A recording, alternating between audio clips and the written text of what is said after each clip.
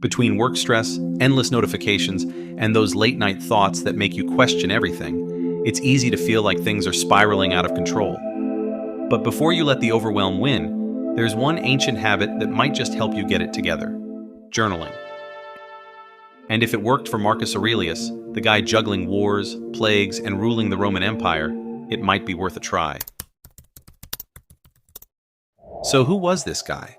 Marcus Aurelius wasn't just a Roman emperor. He was the ultimate philosopher king. Think of him as the original life coach, but with better hair and fewer Instagram posts. His writings, called Meditations, were basically his journal, full of personal reflections, reminders, and sometimes pretty intense self-criticism. He didn't write for followers or fame, he wrote for himself, and we're about to steal his secrets. But why bother with a dude who lived almost 2,000 years ago? Because, my friend, Marcus Aurelius dealt with stress, real stress. And if journaling helped him keep sane while leading an empire, maybe it can help you survive work stress, toxic relationships, or the pressures of modern life. Plus, modern studies back it up. Journaling reduces anxiety, boosts creativity, and improves mental clarity. It's basically free therapy. So, let's break down his journaling method. Marcus didn't sugarcoat anything in his journal. He wrote about his struggles, mistakes, and frustrations, kind of like a private Twitter account, but without the trolls. The key here? Brutal honesty. When you journal, don't just list what went well. Dive into what's bugging you, what you're afraid of, and what you're trying to avoid. Trust me, it's better to admit you're procrastinating than to pretend you're just waiting for the right moment. Look, it's tempting to treat your journal like a place to vent, but Marcus used his entries to reflect. Instead of "I hate my boss," he'd write something like, "Is my anger really about my boss or about my own expectations?" Stoic journaling is about getting to the root of your feelings, not just complaining about them. So next time you're writing, ask yourself, what am I really feeling here?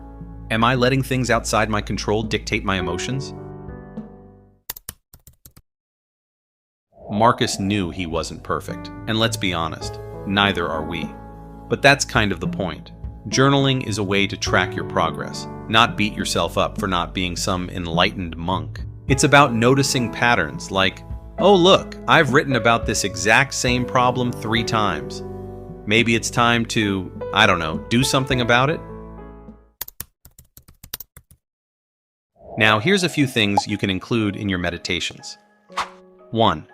What's bugging you today?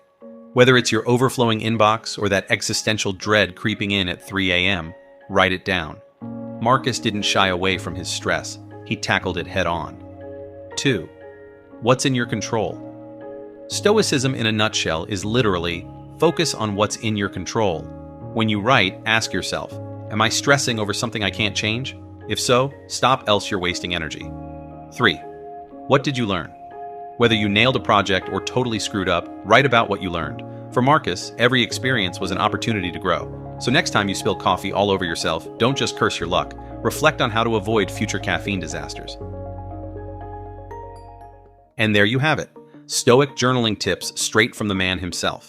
It's not about perfection, but about progress. So grab a notebook, get real with yourself, and start journaling like a Roman emperor. Who knows? Maybe one day someone will find your reflections and think, this person really had it all figured out. Until then, keep writing, stay reflective, and maybe, just maybe, we'll survive the next existential crisis.